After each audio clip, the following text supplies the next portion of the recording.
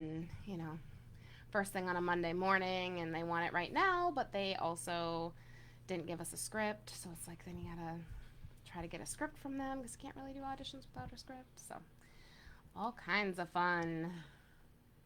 All right. Um, Feel free to throw any questions you have in the comments. I'm seeing all kinds of comments now. I feel like the comments maybe weren't loading before or something. I don't know what's going on. All right. Yeah, those are all the older ones. volume. Yeah, yeah. So I think towards the I can't hear either. It's low. Okay, good. I'm so glad we fixed it.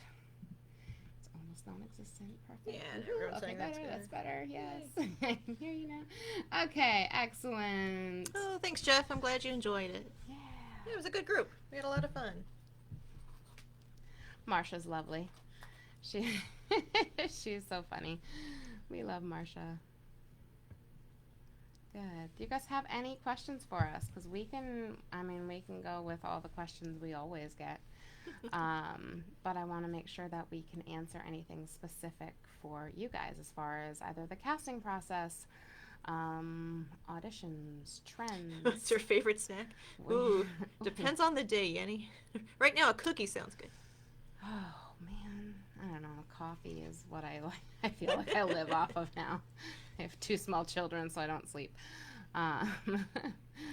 Cookies are always good. Cookies are good. Something that's, easy to eat, but doesn't get a mess everywhere. Yeah.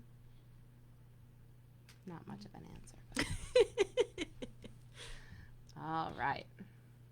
Okay, well, if you guys don't have any voiceover related questions or personal questions, we'll answer whatever. This is an Ask Us Anything, so you can have some big fun chance. with that. Dun, dun, dun. Our deepest, darkest secrets. I will say that we are going to be at VO Atlanta next week. So if you guys are there, make sure you pop in and March say 7th hi. through the 10th. Yep. And then we will have a table in the promenade. This is our first time being there, so that's exciting. But we will have a table, and me and Catherine will be there. So feel free to stop in and say hi. Hey, Kristen will be there. Awesome. And I did see a couple audition questions a little further Excellent. Let's see. Oh, Susie, you're meeting with Ben at 2. Yay! Ben is amazing. He is an awesome, I'm just going to put a little thing out there for him. He is our amazing website and social media person. He's been doing basically a lot of our social media here. He designed our website. He's been doing a lot of actors' websites. So if you need a website or a revamp or you have questions about any sort of online content, whatever, he is an amazing person to do that with. It's developitben.com. And says, and says, when asking for more than one take in audition, what do you look for? I would say variation. You want to make sure you don't send 2 that sound pretty similar. Yeah. So it could be changing up the energy, changing up the attitude, changing up the pacing, Or sometimes I find, like, you'll get a really long spec, it'll have, like, 10,000 adjectives in there, and try and maybe clump a few together that go together, and, then that'll change up your read from take to take. Yep. Yeah, pacing and energy seem to be the 2 biggest ones that I listen for. Simply because I feel like in sessions, so often that's what they need. They're like, oh, we want a little more energy, or we want to, relax it a little bit, or we need to go faster because they always like to overwrite scripts. So energy and pacing for sure. And then, thinking about, some of the, that's more technical side, thinking about the acting side, also switching up your intention, switching up your audience. Who are you talking to? Why are you talking to them? What kind of problem are you solving? Because ultimately, that's what commercials are, right? You're problem and solution. Coming up with a solution for something. So, all right. With 2 small children, my favorite snack is coffee. Yes, Josie. Extreme differences or subtle? Great question. I would say go further with it, not too subtle, because if it sounds too similar, especially those first 3 to 5 words of each take. If those are too close, then we're going to think, okay, this person can do this. Whereas if we're hearing this, and I'm talking with my hands, and you can't see my hands, but if you can do this and you can do this, we're going to assume that you can do everything in between. So by showing a broader range, that still works with the spec, of course. You don't want it to be something completely different just for the sake of being different. We get some weird stuff sometimes. So it's finding significant differences without going too still makes crazy. Sense. Yeah. Herb's got an interesting question. Excellent. Let's see. In an audition recently with a pronunciation guide, but when I Googled their product, the pronunciation was different. I would say go with the pronunciation that you were given, because sometimes if you Google the product and you just see a video of somebody like reviewing it or something, they might be saying it wrong. So I would say go with what you were given as opposed to your own research, because there are some weird products out there, pharmaceuticals and stuff like that for sure, where it's almost like they end up with 2 different pronunciations that are kind of okay. So, and if you do what they gave you, they can't get mad at you because you're just reading it the way they told you to. Yeah. And honestly, something like that is probably not going to make or break an audition. Yeah. So, keep that in mind. It's like, if you set it just a little bit off, no big deal. They'll fix it in the session if they need to. Good. Oh, this thing. It's so finicky. Yeah. So finicky. Any tips on... Any tips? Tips for what, Susie? Just in general? Because you're meeting with Ben? Stay hydrated. That's my tip. Always. That's just in general. People are always like, Kelly, are you drinking enough water? And I'm like, no, there's water in coffee. I'm getting my water from my coffee. All right. Yay. Love the live Q&As. What's the latest with the renovations? Oh, slow. No. Slow but sure. No new updates. It's still in progress. Chugging along. Luckily, we were dealing with a leak, which was putting a hold on some of the office renovations because we needed to make sure we weren't going to leak anymore before we put in new carpeting and paint walls and, finish drywall and stuff. And that has been good the last 2 rains, so we're finally moving forward. I'm hoping the office is done by April for my birthday. Maybe my birthday present will be my new office. We'll see. All right. Yay, can't wait to meet you. What is VO Atlanta? Is there a VO LA? So VO Atlanta is a voiceover conference. They do a bunch of panels. You can hear people talk about the different various areas of voiceover.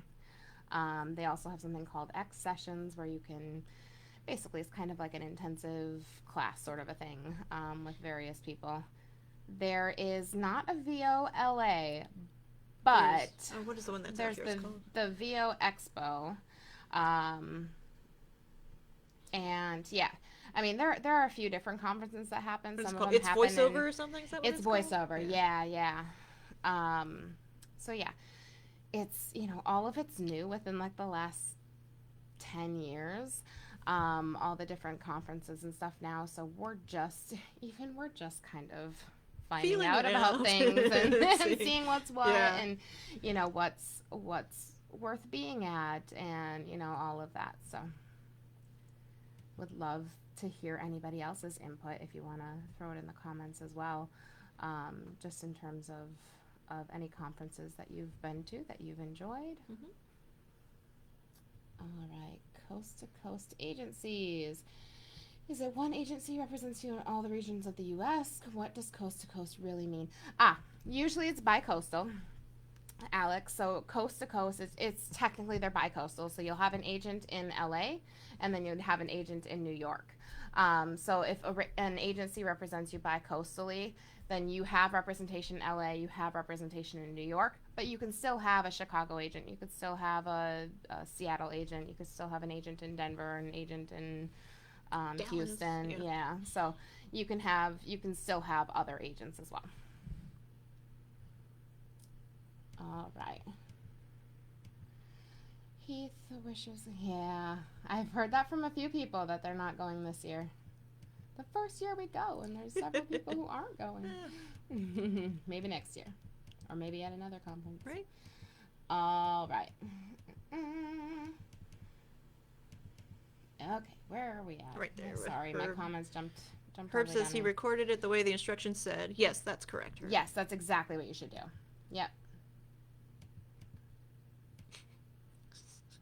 Stupid tracker on that. There's gotta be a... What trade magazines do you recommend to stay on top of industry trends? If there was, there's not really too many that are not just kind of all-inclusive of everything. It's like, you know, I'll look at certain ones, Hollywood Reporter and Variety and things like that, but there aren't any that are super into the voiceover world. So yeah, it's hard to really kind of stay on top of it. I mean, you know, and this is going to be more specifically for commercials, but Ad Week and Ad Age are two great resources just to see as far as, you know, some of that's more, you know, on our end, not necessarily for the actors, but you'll be able to see like which companies are combining and, you know, what kind of trends are happening in terms of, you know, some of the different commercial campaigns and things like that are going on. All right. I should put a mouse, a real right. A that would help. real mouse, I think, would help instead of this laptop. LA has Sovas. That's Voiceover Career Expo in December. Yes. Good. Thank you, Heath. Susie wants to know if you have any tips for a website. Yes. So, yeah, when you're going into a website meeting, you know, it's essentially you're going to be talking about designing your brand. So having an idea of, you know, obviously being able to step back and analyze your voice, which you've already done with the demo, but then having an idea of like colors or any images or any sort of designs, like what kind of a feel do you want us to get when we go to your website? It could be fun. It could be professional. It could be, you know, you can find ways to mix the two. And Ben will have ideas as well. So, you know, it's kind of talking to him about, this is what I do. These are my strengths. This is what I want to convey. It's really about how you want to, you know, show yourself, how you want to market yourself. The second we go to a website, typically, and you know, tell me how you feel too, Catherine, but like when I go to a website, most of the time before I even hear the voice, I have an idea in my head of what they're going to sound like based on just the colors and how the website actually looks. So that is something to, you know, you want it to represent you. Yeah. Yep. And make it easy to find things. Yes. I'm sure Ben will do that too. However easy or complicated you want to make it. You know, for voiceover, a lot of times I recommend just one page. You know, you don't have to get too crazy with all these different pages. And, you know, Ben has done some cool stuff on some other websites that I've seen of his work where it's like he has samples of things that people have done, but then he has a click here if you want to see more. And then it pulls up an entire page of different spots and stuff that people have done. So, you know, you can also kind of streamline it that way. But I think the biggest thing is going into that meeting, knowing how you want to brand yourself and just having some of those ideas to throw out there. And it's a collaborative process, you know. He's super easy to work with. Why does it do that? I don't know. You were going so nicely and then it just jumps. We're dealing with the comments here. Oh, there we go. Okay. What are we most looking forward to at Voiceover Atlanta? It's just meeting people. Putting faces to names is always fun. Yeah. We see so many names with so many auditions, and it's like, I feel like I'm going to be better off like closing my eyes and somebody can talk to me and I'll just guess and see if I know who it is. Yeah, I'm just excited to meet people and just kind of, you know, be at one of the conventions and see how it goes, because we just never haven't. done it. Yeah, we just haven't for whatever reason. So we're finally getting out there.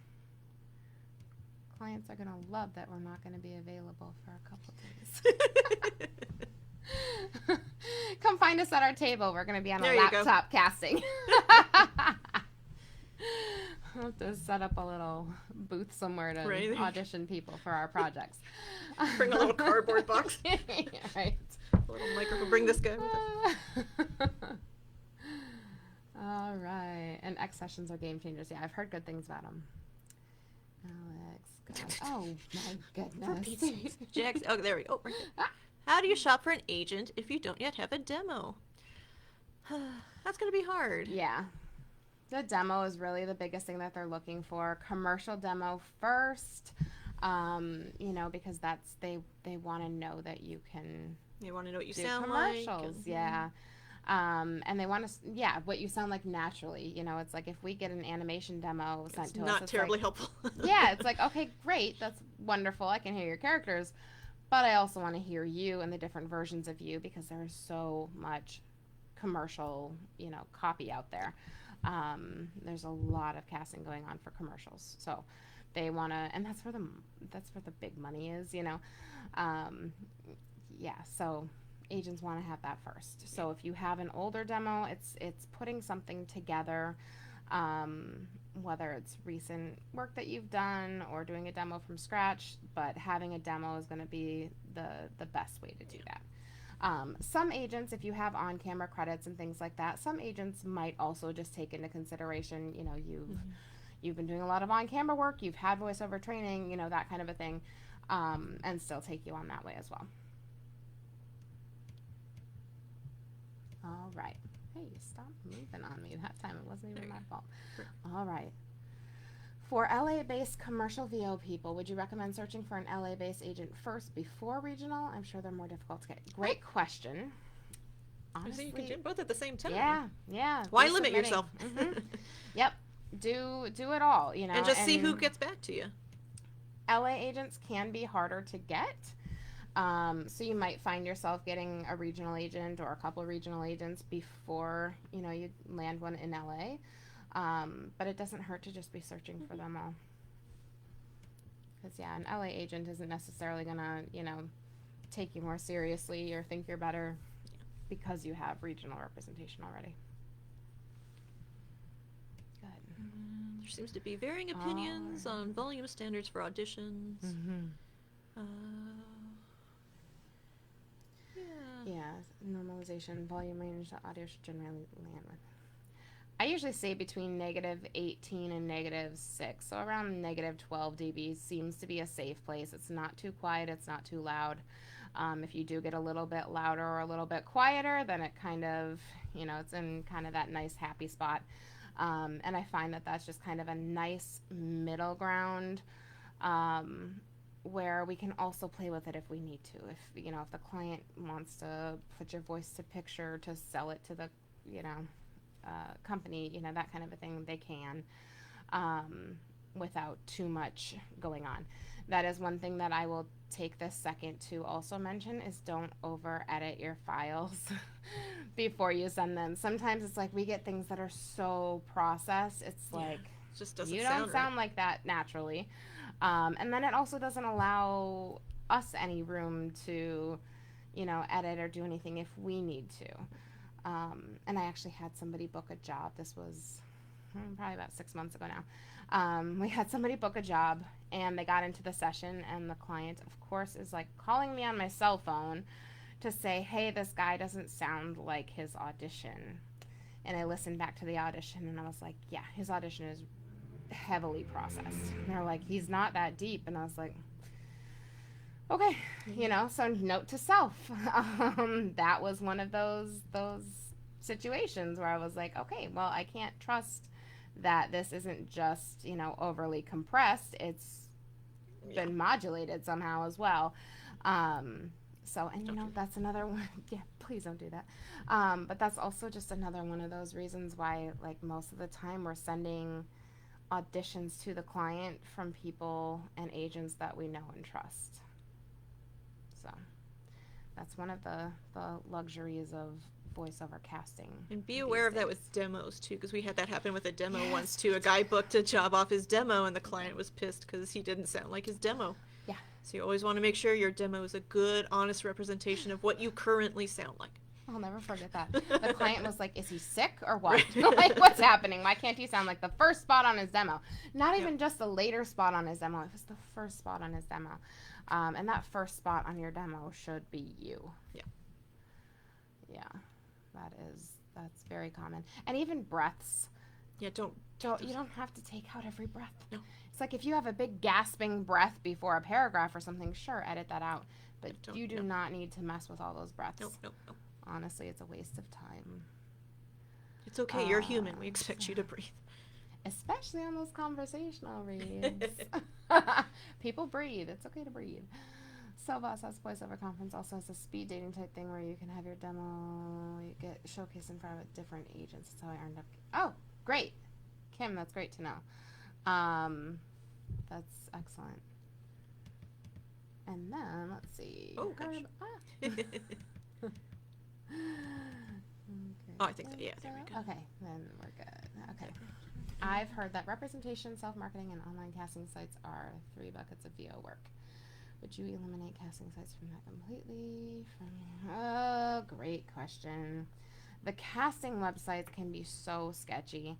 And, honestly, and you can ask most people in the industry, especially people who have been in the industry for a while, is the online casting websites, the pay-to-play websites, I mean, they are hurting the industry in some ways because, it's like clients are like, oh, well, we won't let them, pay talent less than $1,000 for something, and they're like, oh, well, I can go online and get someone to do it for $200, or $100. So, it has really hurt rates in a lot of ways. Things going non-union, that sort of thing. So it's one of those things that I don't recommend. I don't recommend doing the casting websites. I've also seen just too many scams. Some of them have had lawsuits against them. But, it's just, they can be scammy. Even if it's not the site that's scammy, though there are some that I've actually seen myself where it's like there's one rate on, or there's one project on 2 different casting sites, and it's like one of them, it's like they're offering half the price to the talent as the other one. So, situations like that, it's like, okay, well, the casting site is taking their share from probably both the producer who's posting it and the actor. So that kind of stuff is not cool. And then, yeah, it's just, I've had people say that their auditions have been taken and used, and they have no way to, take anybody to court or anything, because it's like all the casting websites have, their butts covered with all the legal jargon on their website, all the fine print. So there's things like that. And it's like people can also just get your contact information and reach out to you. And there's a lot of scams going on, where it's like they'll contact you and be like, I have a job for you. And a very common one is then they'll say, oh, I'm sending you a check. I'm actually going to send you an extra $400 so that, you can pay the studio for us, just to kind of, streamline it, keep it easy. And then they'll be like, you paid the studio right away. And you're like, I want this check to clear. Always make sure the check clears, because it will not clear. And then you're sending $400 of your money to someone who's going to collect it, and you'll never see it again. So there are a lot of things like that have also popped up with all of the online casting sites. So use your discretion. I don't recommend them, but which I get, yeah, using them as a way to practice auditioning. Yes, that's exactly it. And I've told people, I'm like, if you really want to do it just to have more opportunities, there are ways to keep yourself safe. So first of all, do it for a year if you want to. They're usually year sign-up things. And if you don't make your money back in that year, then it's not worth it anyway. But you can, make sure when they're asking for you to send high-quality files, WAV files versus MP3, that's always that's a red flag. Always send an MP3. Also, another good way to kind of protect yourself is to leave out a line. Leave out something important, even if it's the tagline or something. They can't use your audition without the tagline. If they really like your voice, they're going to hire you for the job. So, a couple ways you can kind of try to keep yourself protected. All right. I saw Herb had a question a little further up. Great. About, there it is. Noise auditions. I think it's a lot of the same thing. I mean, of course, it depends on the spec and everything, but again, just trying to find variations. Maybe some are a little higher pitched, some are lower pitched, some are faster, some are slower, some are, Yeah. you know. Different vocal placements, you know, things like that. And also, yeah, if it's noises, I guess it kind of depends on what kind of noises. Are we talking like creatures or monsters, or is it different animal noises? Yeah. There we go. You know, things like that.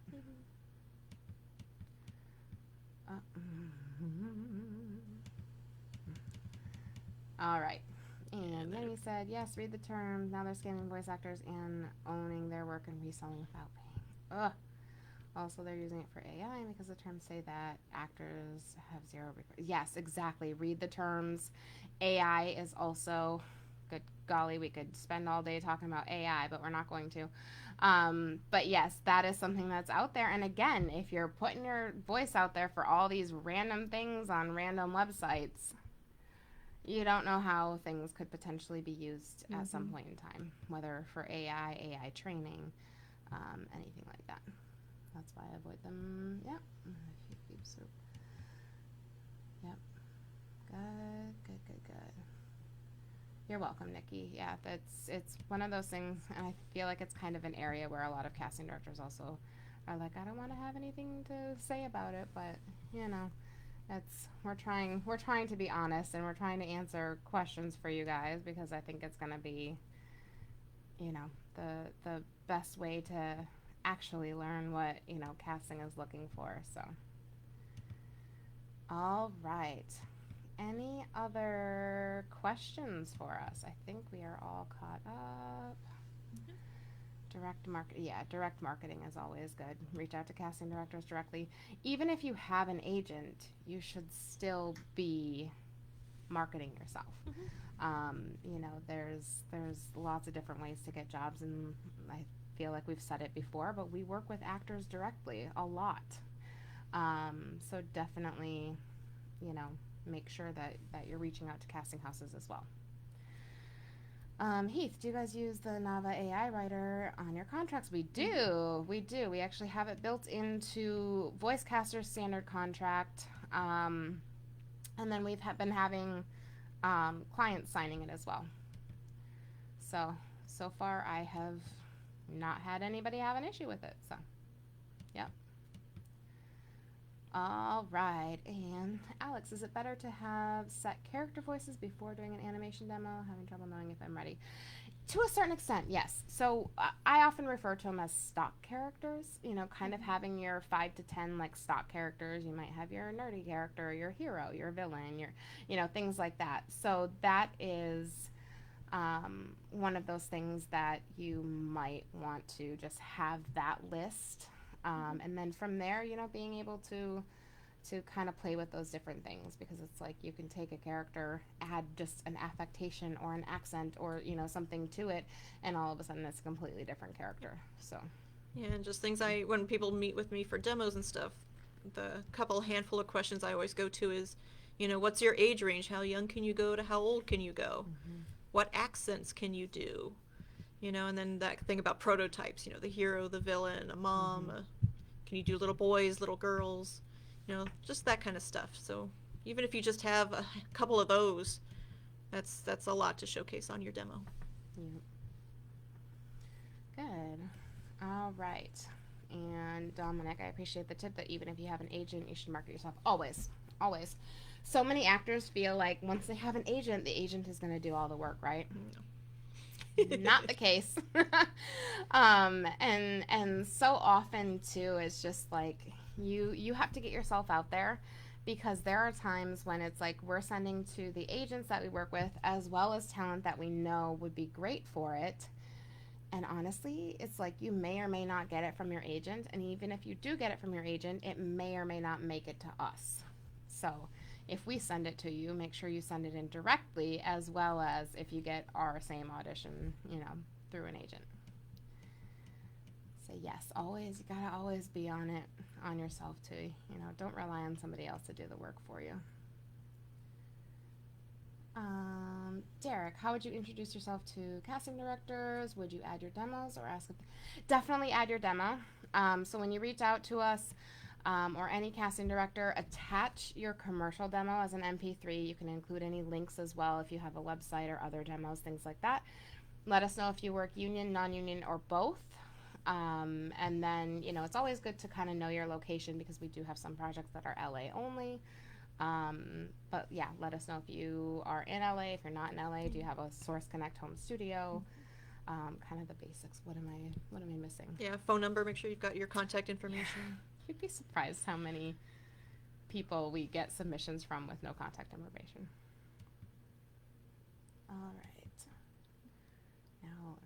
Now that I want it to go down, it won't go down. Oh boy. Yeah. All right. You guys rock. So glad. Oh, Heath, we're glad to connect with you too. We're gonna keep those bookings going, right? All right. Should you market directly to CDs? Yes, absolutely. Yep. We are always taking submissions. And a good resource for that kind of stuff is the Voiceover Resource Guide. Yeah. So if you just go to voiceoverresourceguide.com, it'll have a list of casting houses and agents, studios, all that good stuff. Mm-hmm. Yep, definitely get yourself out there. All right, are you finding that in-person sessions are increasing? Like many, I can do a demo from home, but can't do the specs for live remote sessions. Yes, yeah, a lot of sessions are recording in studio now. Or at least, if nothing else, or they're opening open to it up. Yeah. So it's like, yes, you can either record remotely from your home studio or you can be in studio. And that's in LA as well as other locations. We have a lot of clients who, especially lately, have been like, we'll find a studio. If they have a studio close by, let us know and we'll book that for them. So, yes, which is exciting because a lot of people don't have home studios and it's not a cheap thing. So, when you submit to us, know that you don't have to have a home studio. You do have to have a way to record auditions, at the very least, but you don't have to have a home studio. Okay, I keep trying to go up. I know, It keeps jumping down. Okay. Okay, there we go. Trying to do it while I talk. Some agents are picky and don't want the talent to market themselves like it because there may not be enough trust in the relationship. Yeah. I mean, honestly, it's like, that's kind of an old school way of thinking, like where agents used to do like all the pitching and all the marketing for you. But yeah, if your agent is weird about you marketing yourself, maybe that's a red flag. I don't know. Yeah, I don't think that would be a great thing. You'd think you'd want you to market yourself so people want to hire you. Yeah. I don't know. Especially then if, we put the job through your agent and they get paid. So, yeah. Okay. Canadians for U.S. jobs. Yeah. We cast Canadians all the time on U.S. jobs. I've cast Canadian, I've cast U.S. people for Canadian jobs. So, totally fine. And mention that because there might be some places where it's like, oh, I can't, we can't pay unless they're a U.S. citizen, that kind of a thing. But we've handled a lot of that for our clients. Yes, Margo, yes. Demos for English and Spanish are awesome. Yep. Because we do a lot of Spanish casting. Yes. So it's always good to know who's fluent in Spanish. Yep. Would love to have both of those. What? Can't even. What database? There we go. Database programs. That's a good question, Jaxie. I saw somebody was like developing their own just to kind of track auditions and stuff. I'm assuming that's what you're meaning it for. Somebody was developing something specifically for actors. And I think there was like a beta program of it not too long ago that I saw on one of the voiceover pages on Facebook. I'll have to look it up. I'll have to look it up for you. All right. And your episode on Speechless was wonderful. So glad I watched and reached out to both of you. Oh, thank you, Anne. Speechless is so good. Yeah. So Speechless is a podcast. Yeah. About voiceover, if anyone's interested. Yeah. Me and Catherine were on it a couple weeks ago, I think. All right. took the VC agent workshop, which was amazing, but as I did more research, how do I find out via website backstage if the agencies do union, non-union, or both? So it's something that in the agency workshop I did mention each one, but as far as you might be talking about the what was that? You might be talking about the regional agents, and you may not be able to find that information. Some of them may not advertise that they do non-union. Some of them, if you look through their actors, sometimes their websites have it broken down into union actors and non-union actors. But otherwise, you know, you can always just mention that you're open to both. If you're open to both, and they'll let you know if they do both or not. So I think that's usually the best way. Jeff, do we ever cast games and animation in addition to commercials? And Mhm. yes, we do. We'll cast whatever people will hire us for. Yeah, we cast all. The bulk of what we kinds do is things. commercials, but yeah, we do plenty of video games and like animation as well. Yeah, we've cast a few big video games just this past year as well, and we've done podcast casting for full, like, basically like radio drama kind of style podcasts and things like that. So yeah, we've done a lot of character work. Trying to think, like online games. We've done a lot of like museum audio tour things. Yep. So promos, you know, all of that. So yeah, we do cast in pretty much every category. And excellent. That's everything so far. Thanks. Amazing. All right. Awesome. Any final questions before we wrap up for today? And again, we're planning on doing these AMAs once a month, probably like the last week of the month seems to be what we're doing. So we're going to keep coming back. So feel free, and we're kind of changing days and times to see what works for people. We want to, you know, make sure we can reach as many people as possible and see if people can be on live so that we can answer questions live.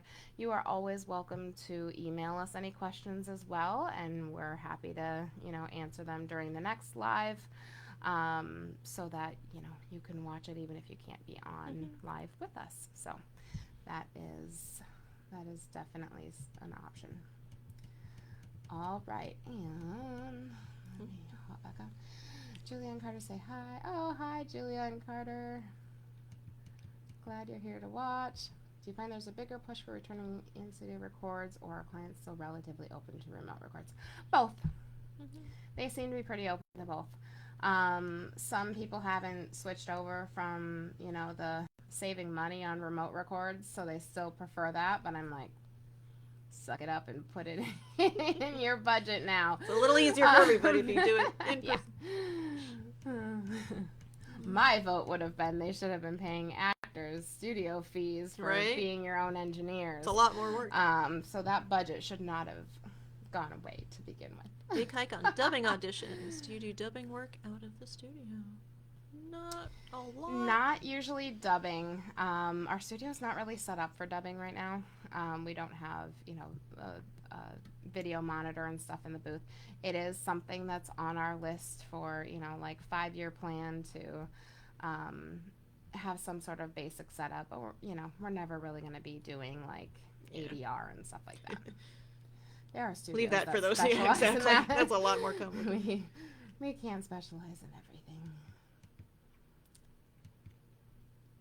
Thank you for taking your time. You're welcome.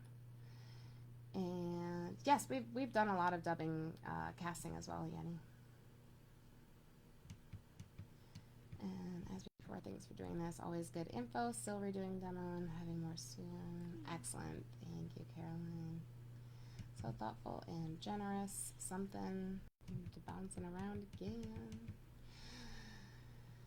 Excellent. Will you have more in-person auditions and classes when your studios? Yes, that is the plan. To get my directors back in here more regularly and actually be able to set up in-person auditions so that people can get that feedback. And also, you know, instead of spending an hour in your home studio, you can come in for 10 minutes and, you know, get the extra ear. So yes, that is absolutely part of the plan. And then, Oh, and then classes, yes. So hybrid option is kind of what we're leaning towards, so that people in LA could be in studio if they want to be, but also leaving it open, because obviously the virtual classes have really opened it up to nationwide and even worldwide. I have people in my classes right now from Germany, all over. Yeah, yeah. Taking class at 2 a.m. Talking about you, Nate. All right. If we submitted with your commercial demo. Yeah, you can submit us all your demos if you want to. Yep. Commercial, animation, narration, all that's good stuff. Yep. We'll keep it on file, and then it's also nice and easy to have for when clients are like, hey, I have this last minute thing. Can you just send us some demos? And then we have it on file. We don't have to try to track you down and get it. Self-recorded narration demos? Oh, usually a self-recorded narration demo is fine. I don't recommend it with, commercials, or even animation, just because you want the production value behind it, so it sounds like it's all Actual real stuff. But narration is a little bit more lenient because typically it's just clean audio. A lot of times, depending on their narration, a lot of times it's just, the clean audio. So, that's totally fine. And thanks for a great session. Yay, in person will be so fun. And cheers to Nate. Yes, exactly. All right, awesome. So we are going to wrap up then, and we will be back next month with another one. Oh, wait. We have one more. Yes, question. Alex. If you do your demos with us, we have them on file. You don't need to send them again. Yep, and we will always keep those on file, and eventually we'll update our website, and your demos will be on our website as well. That's just hard to keep up with because we're doing them constantly. Yeah. Excellent, Derek. We'll keep an eye out for it. Excellent. So yeah, if you guys have any questions, again, feel free to email us. We will answer them in the next live, which we'll do in about a month at the end of March, and hopefully. Oh, Marco.